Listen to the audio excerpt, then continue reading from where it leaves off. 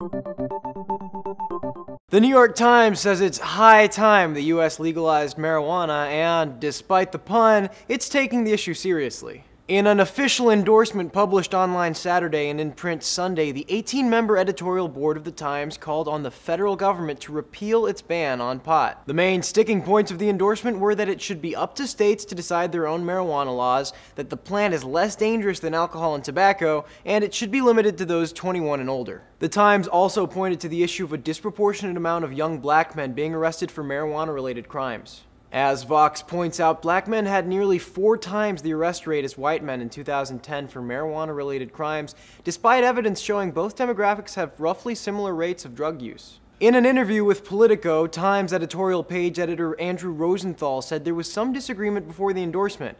We had an interesting debate on 3 approaches: let Washington do the wait-and-see thing it has been doing, decriminalization, and outright repeal of the law against marijuana. In terms of timing, the paper decided to publish its endorsement now because of growing support for legalization, with the state of New York legalizing marijuana for medical use in July. New York brings the tally of states that have some form of legalized marijuana up to 23, although Colorado and Washington are still the only states where recreational use is legal.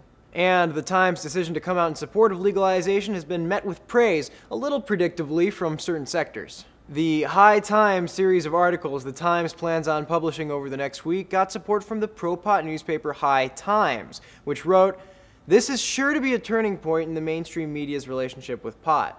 The Huffington Post echoed that sentiment, arguing, given the Times' influence, it could be that the endorsement of federal legalization of marijuana could spur politicians, organizations, and publications to do in kind. The Times plans on publishing articles from the members of the editorial board over the week following Saturday's endorsement, starting Sunday with an article on states' rights.